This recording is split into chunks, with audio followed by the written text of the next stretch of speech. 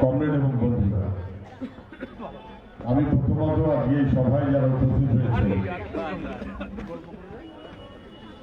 সব ধরনের মানুষ, আমি সবাইকে অভিনন্দন জানাবো, ধন্যবাদ জানাবো এবং সালাম জানাবো।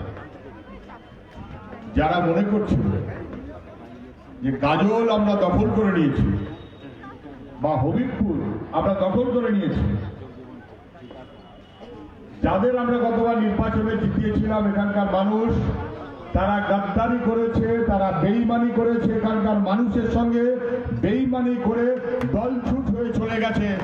কেউ কেউ ভাবছিলেন যে অতএব এটা বুঝি কেনা ঘর হয়ে গেছে।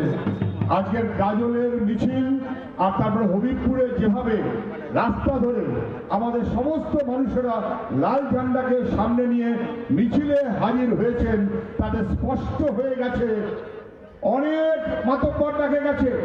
হিটলার, মুসলিনি ওরা পারেনি, নরেন্দ্র মোদী, মমতা ব্যানার্জি কোন ছাড়, কারুর ঠাকুরদার ক্ষমতা নেই লাল ঝান্ডাকে দুর্বল করবে।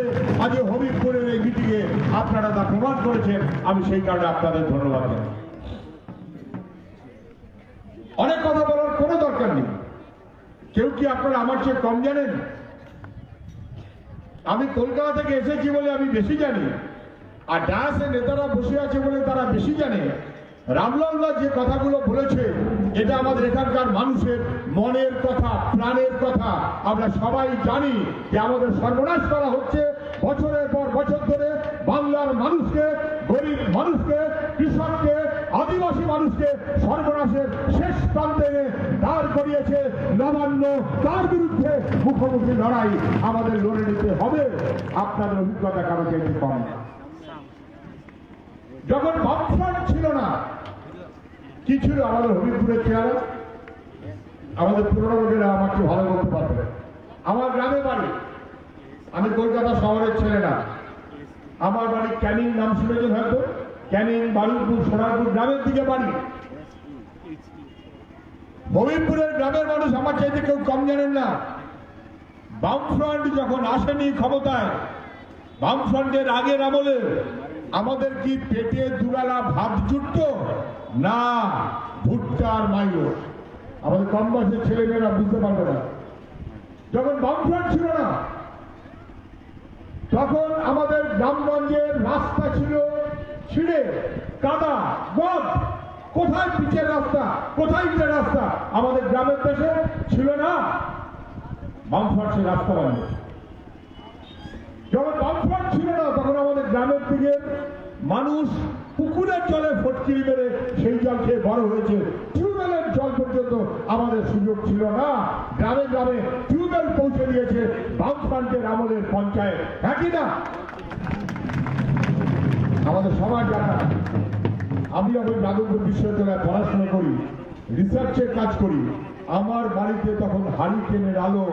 যতক্ষণ বামফ্রন্ট ছিল না, ততক্ষণ হবিবপুর অথবা ভগবানগোলা অথবা যে কোনো জায়গায়, গাজল, যে কোনো জায়গায় আমাদের গ্রামে বিদ্যুতের আলো ছিল না। বিদ্যুতের আলো ছিল শুধু শহরের লোকেদের জন্য। বুলবুল চণ্ডী অথবা হবিবপুরের জন্য বিদ্যুতের আলো ছিল না। গ্রামে বিদ্যুতের খুঁটি পুঁতেছে বামফ্রন্ট, কাঠ ফেলেছে বামফ্রন্ট, আলো লাগিয়েছে বামফ্রন্ট। আর কলকাতার লোকদের বলেছে আমরাও কিন্তু পারি, আমাদেরও ক্ষমতা আছে। পশ্চিমবাংলায় জ্যোতি বোসের সরকার, বুদ্ধ ভট্টাচার্যের সরকার, লাল ঝান্ডা আমাদের গরিব মানুষের সরকার। বামফ্রন্ট যখন চলে গেল, অনেকে ভাবছিলেন খুব লাভ হবে। বামফ্রন্ট যখন ছিল না, আদিবাসী সমাজের ছেলেমেয়েরা স্কুলে লেখাপড়ার সুযোগ কি আমাদের ততটা ছিল না? মুসলমান পরিবারের ছেলেমেয়েরা লেখাপড়া করার সুযোগ কি খুব একটা পেত না? শিডিউল কাস্ট ঘরের ছেলেমেয়েরা তারাও কি লেখাপড়া করার ঠিক মতো করে সুযোগ পেত না? যারা লেখাপড়ার খোঁজ রাখেন তারা জানেন, আমরা যখন স্কুলে পড়তাম জানতাম মাধ্যমিকের ফার্স্ট হবে কে সাউথ পয়েন্ট, সেকেন্ড হবে কে হিন্দু স্কুল, থার্ড হবে কে সেন্ট লরেন্স, ফোর্থ হবে কে সব কলকাতার দুধ ঘি খাওয়া মানুষ। আর গ্রামের মানুষ তাদের লেখাপড়ার চাষ ছিল না। পশ্চিমবাংলায় বামফ্রন্ট গ্রামের গভীরে আদিবাসী বাড়ির ছেলেকে, মুসলমান বাড়ির ছেলেকে স্কুলে লেখাপড়ায় টেনে নিয়ে এসেছে। এখন মাধ্যমিকের ফার্স্ট হয় জলপাইগুড়ির গ্রামের ছেলে, সেকেন্ড হয় মালদার গ্রামের ছেলে, থার্ড হয় বাঁকুড়ার গ্রামের ছেলে। বুঝিয়ে দিয়েছে গ্রামের মানুষ যে শহর না, আমরা গ্রাম অনেক অনেক বেশি যোগ্য, আমরা পারি, আমাদের ক্ষমতা আছে। আমাদের গ্রামের মানুষরা প্রমাণ করেছে। বামফ্রন্ট চলে গেল, কি হলো? একে একে বামফ্রন্ট যখন চলে গেল, একে একে কি দাঁড়ালো? একে একে সব বদলাতে শুরু করলো। জিনিসের দাম আকাশে, গ্রামের মানুষের খাওয়া ঠিক মতো জুটছে না। অনেক লড়াই করে আমরা ফুড সিকিউরিটি, খাদ্য নিরাপত্তার আইন করিয়েছিলাম, অনেক লড়াই করে। বামফ্রন্টের আমলে 2 টাকা কেজির চাল শুরু হয়েছিল, মনে পড়ছে কিনা খেয়াল করে দেখুন। বামফ্রন্টের আমলে গরিব মানুষ আদিবাসী পাড়ায় ক্লাস 9-এ পড়া ছেলে মেয়েদের সাইকেল শুরু করেছিল বামফ্রন্ট। গরিব মানুষের দিকে তাকিয়ে, গ্রামের লোকের দিকে তাকিয়ে আমরা আস্তে আস্তে সেই কাজ শুরু করেছিলাম। এখন কি দাঁড়ালো? এখন দাঁড়ালো আদিবাসীদের অন্য, রামলালদা বলছিলেন স্কুল লেখাপড়া ইত্যাদি যা প্রাপ্য, সেই প্রাপ্য কেটে দিয়ে কোথায় কন্যাশ্রী, কোথায় অনুষ্ঠান ইত্যাদি ইত্যাদি করা হয়েছে। স্কুল লেখাপড়ার 12টা বেজে গেছে। দুনিয়ার সব চলছে, স্কুল লেখাপড়া বন্ধ। দুনিয়ার সব চলছে, মেলা চলছে, খেলা চলছে, উৎসব চলছে, দিদিমণির ভাষণ মিটিং হচ্ছে, দাদাবাবুর ভাষণ মিটিং হচ্ছে। কিন্তু আমাদের বাড়ির ছেলে মেয়েরা, গ্রামের মানুষ, আমাদের তো আর কলকাতার মতন বড় বড় লাইটওয়ালা স্কুল নেই। আমাদের গ্রামের গরিব মানুষ লেখাপড়া করবে, স্কুল বন্ধ। আমাদের ছেলে মেয়েদের লেখাপড়া করার সুযোগটা কেড়ে নেওয়া হয়েছে। মানুষ হিসেবে জন্ম নেবে, মানুষ হিসেবে বড় হবে আমাদের গ্রামের গরিব মানুষ, সেই সুযোগটাকে কেড়ে নেওয়া হয়েছে। কে ফেরাবে? এই আমল কি হয়েছে? আগে ছিল পঞ্চায়েত, ভালো হোক মন্দ হোক 5 বছর পর পর চোখ গরম করে পঞ্চায়েতে গিয়ে বলতাম কাজ করনি বাবু, বদলে দেবো। বামফ্রন্টের সরকার বামফ্রন্টকে বদলে দিয়ে আমরা কখনো কখনো কংগ্রেসের বা তৃণমূলের পঞ্চায়েত চালু করেছি, হ্যাঁ কিনা? করেছি, হ্যাঁ কিনা? করেছি। তোমরা এমন সরকার করেছো গত 10 বছরে, যেমন শহরের মানুষের ভোট করছে না, মিউনিসিপ্যালিটির ভোট এখন 2 বছর ধরে হচ্ছে না, আমার গ্রামের পঞ্চায়েতের মানুষ তারা যে পা শক্ত করে মাটির উপর দাঁড়িয়ে পঞ্চায়েতের ভোট নিজেদের অধিকার অর্জন করবে। পঞ্চায়েতের ভোট তোমরা করতে দাওনি, পঞ্চায়েতের ক্যান্ডিডেট দাঁড়াতে দাওনি, পঞ্চায়েতের মানুষকে ভোটের ব্যবস্থা করে দাওনি। পঞ্চায়েত লুট করেছো, পঞ্চায়েত দখল করেছো। দখল করে আবার 100 দিনের কাজের টাকা লুট হচ্ছে, 100 দিনের কাজের টাকা লুট হচ্ছে, পঞ্চায়েতের ঘরের টাকা লুট হচ্ছে। আর শুধু পঞ্চায়েত না, পঞ্চায়েতের উপরে জেলা পরিষদ লুটের পাহাড়, তার উপরে নবান্ন লুটের পাহাড়। কার হিম্মত আছে? আমরা চ্যালেঞ্জ করছি, নবান্নের মাতব্বররা আসুক, দেখুক। এই সামনে এখানে বড় বড় করে লেখা ছিল 3 কোটি না যেন 4 কোটি টাকা খরচ করে বুলবুল চণ্ডীতে বাস স্ট্যান্ড বানানো হয়েছে। তাকিয়ে দেখুন, বুলবুল চণ্ডীর বাস স্ট্যান্ড নেই। ওই 4 কোটি টাকা খেয়ে হজম করেছে যে নেতা। আমরা অপেক্ষায় আছি 2021 সাল ফিরে এসে সেই নেতাকে টেনে বার করে ওই টাকা কি করে আদায় করা যায় গরিব মানুষের জন্য, তার ব্যবস্থা আমরা করব। লুটের ব্যবস্থা হবে পশ্চিমবাংলায়, মেনে নিতে হবে না, সব মেনে নেওয়া যায় না। কি হয়েছে এই গত 5-10 বছরে? বড় ছোট জ্ঞান নেই। আদিবাসী সমাজ তার নিজস্ব অধিকার কেড়ে নেওয়া হচ্ছে। সব চোখ লাগানো, খুশি মতো চলবে। গ্রামের অনুশাসন বন্ধ হয়ে গেছে। বয়স্ক মানুষকে মর্যাদা দিয়ে আমাদের গ্রাম চলবে, তা বন্ধ হয়ে গেছে। কিছু ফোড়ে দালাল, লুঠেরার দল, তোলাবাজ, তারা মিলিয়ে একটা দল বানিয়েছে। সেই দলটার নাম রেখেছে তৃণমূল কংগ্রেস, আর সেই দলটার মাথায় হাত দিয়ে বসে আছে আমাদের রাজ্যের মুখ্যমন্ত্রী। আমাদের মানুষের সর্বনাশ করেছে। এই দল বদলের খেলা ছিল না, পঞ্চায়েতের দখলদারি ছিল না, পঞ্চায়েত ছিল মানুষের নিজের অধিকার। গত 10 বছরে আগে ছিল না, আমার গ্রামের ছেলে মেয়ে লেখাপড়া করার সুযোগ পেত না, কাজ কামের সুযোগ ছিল না। আদিবাসী মানুষ কি জানতো? এই মাটিতেই কাদার মধ্যে পড়ে পড়েই আমাদের থাকতে হবে। বামফ্রন্ট চোখ ফুটিয়েছে, না, তোমার বাড়ির ছেলেরাও লেখাপড়া করবে, তোমার বাড়ির ছেলেটাও আর 2-5টা কাজ করবে, তোমার বাড়ির ছেলেটাও তারা চাকরিমান এটা ওটা করতে পারবে। গত 10 বছরে আমাদের রাজ্যে শিল্প কারখানাকে ভেঙে ধ্বংস করে আমাদের যুবকদের কাজ, সেই অধিকার পর্যন্ত কেড়ে নিয়েছে। যারা দিল্লিতে বসে আছে তারা, যারা নবান্নে বসে আছে তারা, এই দুই পক্ষ মিলিয়ে আমাদের সর্বনাশ করতে চাইছে। আমরা তা মানতে পারি না, উঠে আমাদের দাঁড়াতেই হবে। কি বলা হচ্ছিল? কাগজের টেলিভিশনে 6 লাখ, 6 লাখ কি ব্যাপার? না, বামফ্রন্ট তো অনেকদিন হলো, একটু দেখা যাক না। দেখলেন তো, আমরা বারণ করেছিলাম যে দেখুন সব জিনিস দেখতে নেই, সব জিনিস দেখতে নেই। এটা পরিবারটা কেমন খেয়ে দেখি না, এটা করতে নেই। আমরা তখন বলেছিলাম বিষ তৃণমূল মানুষের সর্বনাশ করে দেবে, আদিবাসী সমাজের ভাঙন ধরিয়ে দেবে, মধুয়া সমাজে ভাঙন ধরিয়ে দেবে, মুসলমান সমাজে ভাঙন ধরিয়ে দেবে। গ্রামের মধ্যে পারস্পরিক দোকানে দলমত নির্বিশেষে আমরা সবাই মিলে বসে আড্ডা মারতাম, ভাঙন ধরিয়ে দেবে, মানুষের মধ্যে ভাঙন ঘটিয়ে দেবে। তৃণমূলের এই বাহিনী সর্বনাশ করবে, লুঠেরাদের দল। এটা রাজনীতির দল না, এটা গলার ওপরে পা দিয়ে চেপে মানুষের সর্বনাশ করবে। এই ব্যবস্থায় তৃণমূল কংগ্রেস ওদিকে যাবেন না। কি দেখলেন গত 10 বছর? আমরা কি বললাম? তৃণমূল মানে লুঠেরা, ওরা বলল না। আমরা কি বললাম? তৃণমূল মানে তোলাবাজ, ওরা বলল না, সব মিথ্যে কথা বলছে। আমরা বললাম তৃণমূল মানে বিজেপিকে ঘাড়ে করে পশ্চিমবাংলায় বয়ে এনেছে।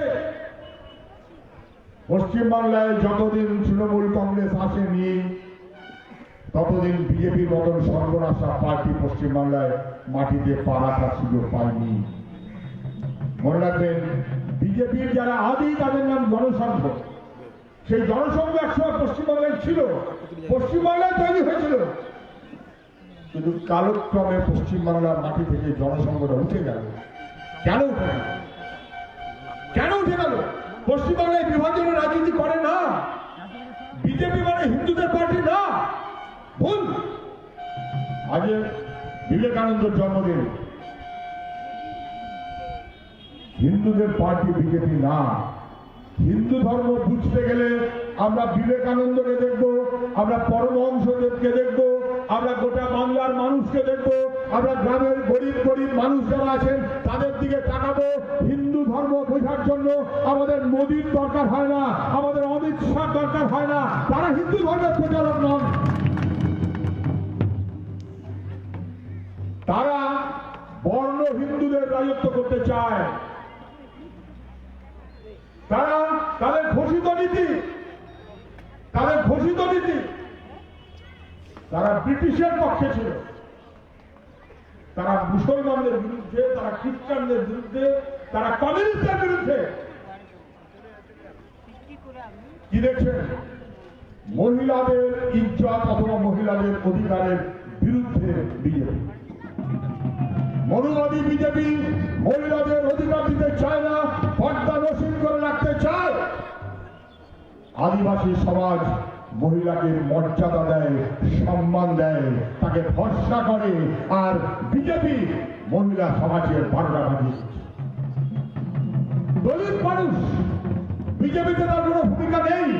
আমি কথা বলাতে চাইছিলাম না। রাম মন্দির নাম শুনেছেন? শিলান্যাস হলো। রাম মন্দিরের শিলান্যাসের সময় পশ্চিমবাংলা থেকেও তপশিলি যারা, তারা মাটি পাঠাবেন, জল পাঠাবেন, বন্দোবস্ত করেছেন।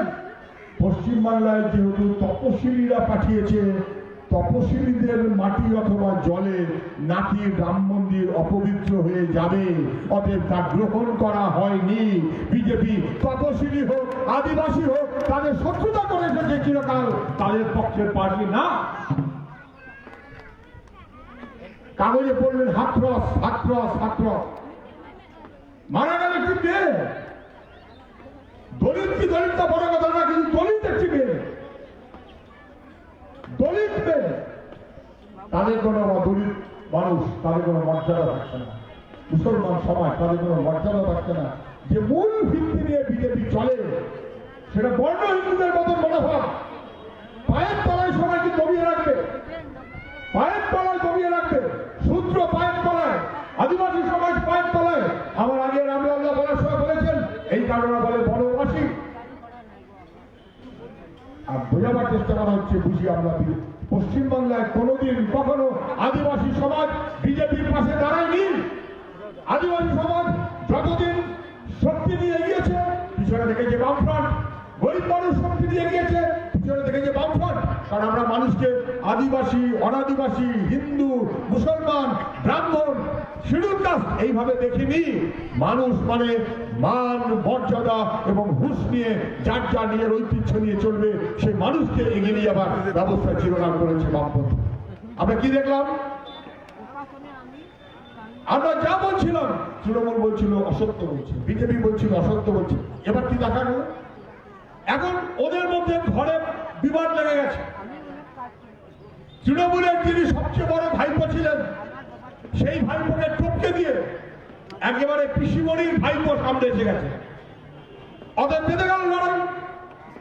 তাহলে মুকুল রায় আউট, বিজেপি। শ্রবণ Chatterjee out, BJP. Suvendu out, BJP. যাদের নিয়ে তৃণমূল তৈরি হয়েছিল, যারা তৃণমূল দলটাকে তৈরি করেছেন, যে সিঁড়ির উপরে পা দিয়ে মমতা ব্যানার্জি নবান্নে পৌঁছেছেন, মমতা ব্যানার্জি নবান্নে পৌঁছবার পর সিঁড়িটাকে লাথি মেরে ফেলে দিতে চেয়েছেন, মানুষকে অস্বীকার করতে চেয়েছেন, ক্ষমতাশালী বলে নিজেকে মনে করতে চেয়েছেন, তার বিরোধ চলছে। কেন বিরোধ? আমাদের তাতে দরকার নেই। কিন্তু কি দেখছি আমরা বলছিলাম তৃণমূল তোলাবাজ, ওরা বললো না। আমরা বললাম তৃণমূল ঘুষ দুর্নীতি সন্ত্রাস করে দিয়েছে, ওরা বললো না, সিপিএম মিথ্যে কথা বলছে। আমরা বললাম তৃণমূল তৈরি হয়েছে বিজেপির লম্ফনের মধ্যে, ওরা বললো না, সিপিএম মিথ্যে বলছে। এখন কি দেখা গেল? এখন কাফির ভাইপো তিনি বক্তৃতা মারতে মারতে বলে দিয়েছেন তোলাবাজ ভাইপো হটাও। তা আমরা একদিন যখন তোলাবাজ বলছিলাম তখন গায়ে লাগছিল।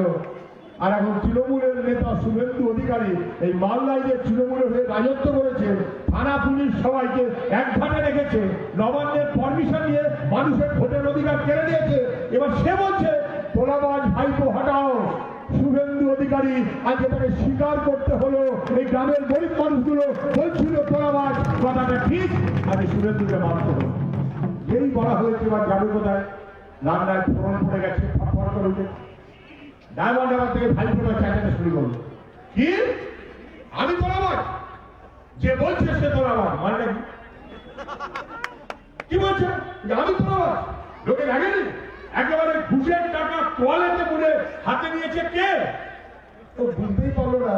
এই হাতে নেওয়ার মধ্যে ওই যেমন ভাবছে শুভেন্দু, ওই যেমন ভাবছে শোভন, তেমনি কিন্তু সৌগত রায়ও আছে, তেমনি কিন্তু কাকলি ঘোষ ইত্যাদি আছে, তেমনি কিন্তু ফিরাদ হাকিমও আছে। ঘরে ঘরে বিরোধ বেড়ে গেছে। আর আমরা কি বলছি? আমরা বলছি এই ভাইপো ঠিক, ওই ভাইপো ঠিক। আমরা একদিন ধরে যা বলছিলাম তোলাবাজ তৃণমূল ঠিক, আজকে শুভেন্দু বলছে কথা ঠিক। আমরা একদিন ধরে যা বলছিলাম ঘুষখোর দুর্নীতিগ্রস্ত তৃণমূল, এখন ডায়মন্ড হারবারের ভাইপো বলছে ওটাও ঠিক। দুই তোলাবাজের লড়াই, দুই তোলাবাজের লড়াইয়ের মাঝখানে আমাদের সর্বনাশ করার জন্য যারা রাক্ষস মনোভাব নিয়ে এসেছে তাদের কখনো কোনোভাবে বাংলার মাটিতে ঠাঁই দেওয়া যায় না, ঠাঁই দেওয়া হবে না। দুজনে যখন চেঁচাচ্ছেন তখন পিসিমণি লেগে পড়েছেন। পিসিমণি দেখলো টিভিতে এই ভাইপোকে দেখাচ্ছে, ওই ভাইপোকে দেখাচ্ছে, আমাকে মাঝখানে ছোট করে দেখাচ্ছে। হয়তো পিসিমণি রাগ হয়ে গেল। এবার পিসিমণি এসে হাজির হলেন, কি এত বড় সাহস? 10 বছর ধরে আমার তৃণমূলে থেকে করে কমবে খেয়েছো, এখন বিজেপিতে যাওয়া হচ্ছে। আমরা বলছি দিদিমণি ধরা পড়ে গেলেন, 10 বছর তৃণমূলে করে কমবেই খেয়েছে, করে কমবে খাওয়া, পার্টিটার নাম তৃণমূল, এটা মমতা ব্যানার্জিকে পর্যন্ত স্বীকার করতে হলো। এর চাইতে বড় অপরাধ কি হবে? এবার শুনে এ ভাইপো ছাড়বে গেল, এ ভাইপো যদি ছাড়ে তাহলে শোভন চ্যাটার্জি ছাড়বে গেল। কালকে শোভন চ্যাটার্জি গেলে মিছিল করেছে, দেখেছেন বোধহয় টিভিতে, ওসব তো রোজ দেখা যাচ্ছে। সেখানে শোভন চ্যাটার্জি বলছে 1998 সালে বিজেপির পারমিশন নিয়ে, বিজেপির সাহায্য নিয়ে তৃণমূল কংগ্রেস দলটা তৈরি হয়েছিল। ওহে তৃণমূলের নেতারা, বুলবুল চন্ডী অথবা হবিবপুরে কান খুলে শুনে রাখো, তৃণমূল কোনো রাজনীতির দল না, তৃণমূল লুঠেরাদের দল। যারা তৈরি হয়েছে, তৈরি করেছে বিজেপি তার ঘরের মধ্যে, তৃণমূল দলটা বিজেপি তৈরি করেছে, তৃণমূল দলটা বিজেপিতে গিয়ে মিশে যাবে। শুধু সময়ের অপেক্ষা, তৃণমূল দলটা টিকবে না, তৃণমূল দলটা টিকতে পারে না। বন্ধুরা, আমি কথা বাড়াবো না, লিখে রাখুন, লিখে রাখুন।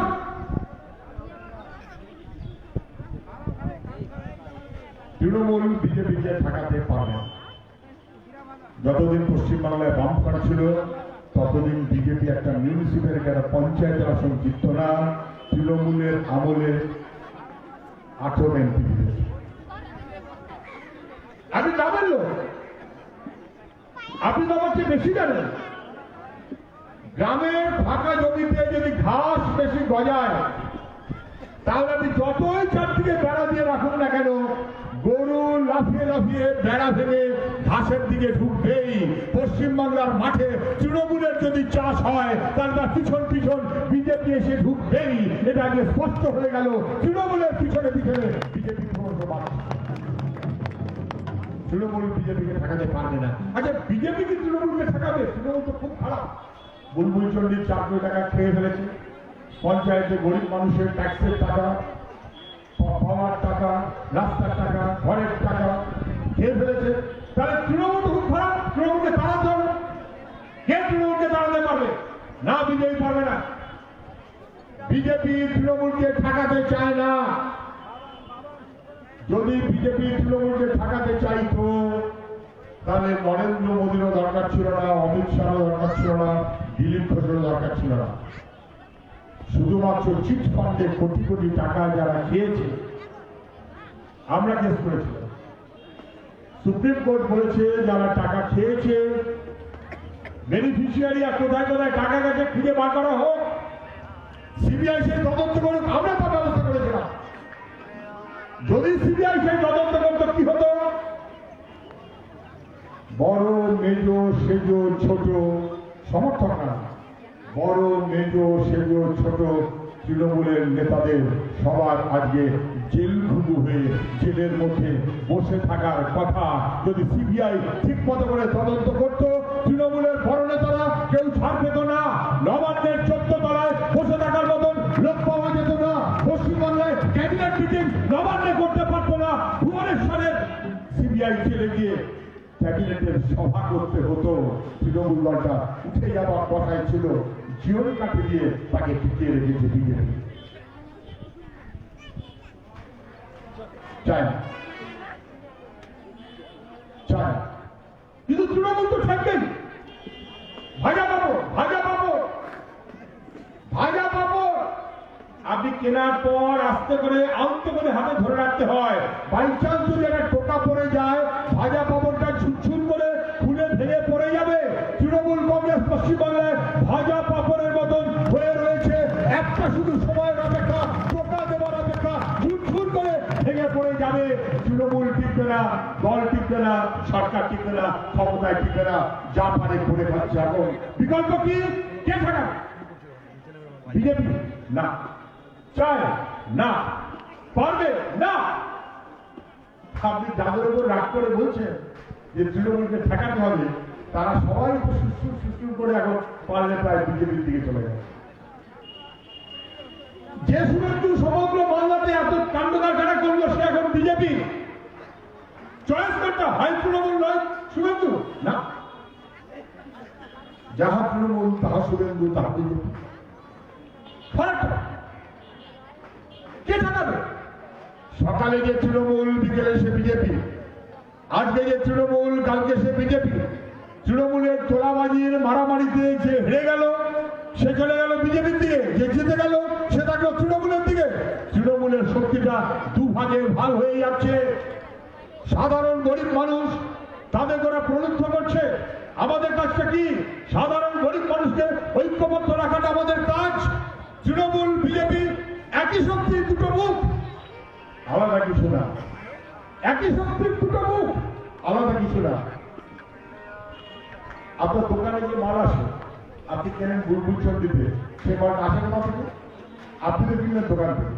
দোকান আনলে কোথা থেকে? একটা সাপ্লাই লাইন, ওখান থেকে সাপ্লাই আসলে তবে আপনি পাবেন। মালদার বড় গোডাউন থেকে সাপ্লাই আসে। মালদা বড় গোডাউন, আবার কলকাতা বড় গোডাউন থেকে সাপ্লাই আনে। বিজেপি এই মুহূর্তে সাপ্লাই লাইনকে, বিজেপির সাপ্লাই লাইন তৃণমূল। যারা তৃণমূলের পরিবম্বে খেয়েছে, যারা তৃণমূলে এখন আর নিজেদের গড়ে টিকে উঠতে পারছে না, আজ যে সকালে যে তৃণমূল, সেই বিকেলে বিজেপির সাপ্লাই লাইন। তৃণমূলকে যদি আটকে দিতে হয়, বিজেপিকে দিয়ে তৃণমূলকে আটকে দিতে আপনি পারবেন না, দেওয়া সম্ভব নয়। কে ঠেকাবে? কোনো বিকল্প, বামপন্থীর অন্য কোনো বিকল্প নেই। তৃণমূলকে ঠেকাতে হবেই। বিজেপি তার কোনো সুযোগ নেই। আর বিজেপি বলে নাকি পশ্চিমবাংলায় তৃণমূল যা, ত্রিপুরার বিজেপি এক। পশ্চিমবাংলায় তৃণমূল যা, অন্য রাজ্যের বিজেপি এক। তৃণমূলের যা নীতি, বিজেপির নীতি এক। জিনিসের দাম, কর্মসংস্থান, গরিব মানুষের স্বার্থ, পঞ্চায়েতের লুটপাট, যা তৃণমূল তা বিজেপি। ফারাক কোথায়? তৃণমূলকে ঠেকাতে হবে। এই তৃণমূল ঠেকে গেছে। এখন আমাদের কাজ বিজেপিকে ঠেকানো। বিজেপিকে ঠেকাবার হিম্মত তৃণমূলের নেই। তৃণমূলের নেই। তৃণমূল ভাজা পাপড় পড়ে যাবে, উঠে যাবে, জিতবে না। তৃণমূলকে দিয়ে আপনি বিজেপিকে ঠেকাতে পারবেন না।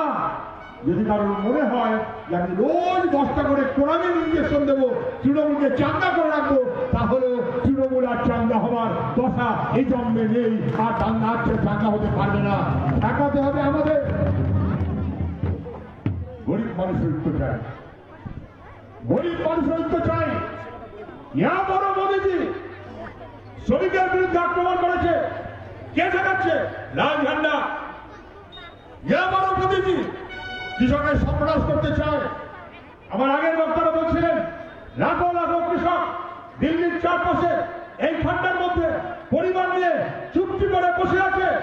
করে কি বলছে?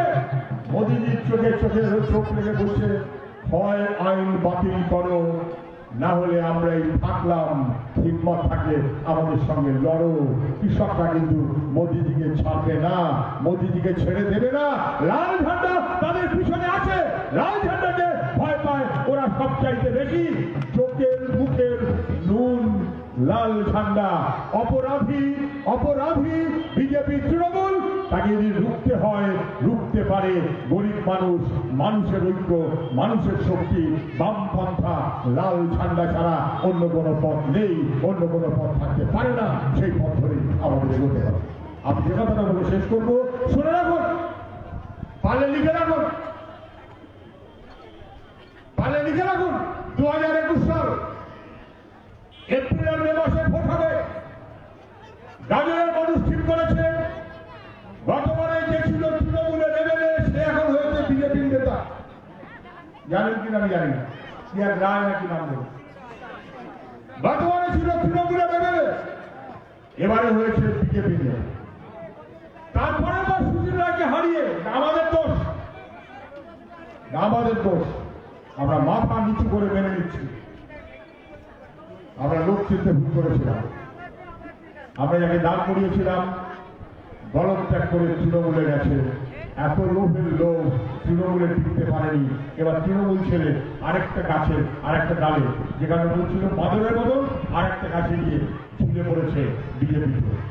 আজ এই গাজলের লোক সকালে সিদ্ধান্ত নিয়েছে, গাজলের মাটি লড়াইয়ের মাটি, গাজলের মাটি আত্মসমর্পণের মাটি না, গাজলের মাটি বেইমানির মাটি না। গাজলের মাটিতে তৃণমূল থেকে হারিয়ে ওরা কথা বলবে। হবিবপুরের মানুষ তারাও বুঝে রাখবেন, হবিবপুর কোনোদিন কখনো বেইমানি করেনি, বেইমানদের প্রশ্রয় দেয়নি। এই নির্বাচনে এখানকার মানুষকে স্পষ্ট প্রমাণ দিতে হবে লড়াইয়ের হবিবপুর কারুর কাছে মাথা নত করে না। লাল ঝান্ডা থাকলে ওটাই সবচাইতে বড় শক্তি। হবিবপুরের মানুষ সেই সিদ্ধান্ত নিতে চলেছে। 2021 ফিরে এসে আমরা কি করবো? তৃণমূল হারবে, লিখে রাখুন বিজেপি হারবে। টেলিভিশন, খবরের কাগজ, জেলা পারে লিখুক, পয়সা দিয়ে নিচ্ছে, পয়সায় লিখছে। কালকে দেখলাম কে একটা সার্ভে করে বলেছে যে না না, বোঝা যাচ্ছে যে তৃণমূলও একা একা পারল না, বিজেপিও একা একা পারল না, বরং তো মনে হচ্ছিল যে বামফ্রন্টকে দেখা যায় না, বামফ্রন্টকে তো বেশ ভালোই দেখা যাচ্ছে। তোমরা কলকাতায় টেলিভিশনের চ্যানেলে বসে বামফ্রন্টকে দেখতে চাইতে না পারো, কিন্তু ভগবান লড়াই হোক আর হবিবপুর হোক, হবিবপুর হোক আর গাজর হোক, গাজর হোক আর ইটাহার হোক, গ্রামের মানুষ তারা চোখে চোখে হারাতে চায় না। লাল ঝান্ডাটাকে নিজেদের মনের মধ্যে করে রাখতে চায়। ওই লাল ঝান্ডাটাকে সঙ্গে নিয়েই তারা চলবে। তোমাদের টেলিভিশনের কথায় গ্রামের মানুষ চলবে তা না। 2021 ফিরে এসে আমরা কি করবো? 15 দিন সময় নেব, তার মধ্যে পশ্চিমবাংলায় তোলাবাজির রাজত্ব বন্ধ করে দেব। তোলাবাজি করতে দেব না, পশ্চিমবাংলায় তোলাবাজি থাকবে না। 2 ফিরে এসে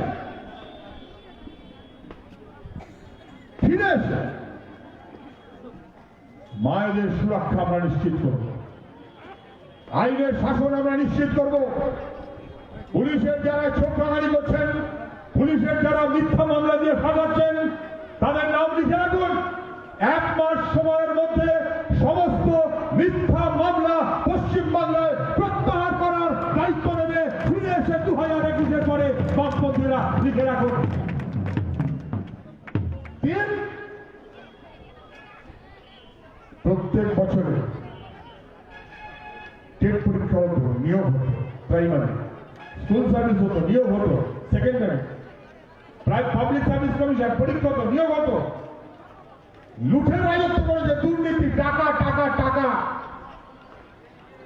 ফিরে এসে অতীতের মতন বামপন্থীরা আমরা নিশ্চিত করব প্রত্যেক বছর টেটের পরীক্ষা হবে, স্কুল সার্ভিস কমিশনের পরীক্ষা হবে, পাবলিক সার্ভিস কমিশনের পরীক্ষা হবে, প্রত্যেক বছরের নিয়োগ প্রত্যেক বছরে হবে, তাকে আমরা নিশ্চিত করব। 4 একটু দাঁড়াও, রাজ্যের সরকারের 5.5 লক্ষ শূন্য পদ, 5.5 লক্ষ শূন্য পদ। পাশ করা ছেলেগুলো গ্রামে গ্রামে আগে ছিল না, এখন আদিবাসী পরিবারেও পর্যন্ত গ্র্যাজুয়েট ছেলে, মাস্টার ডিগ্রি ছেলে প্রচুর রয়েছে।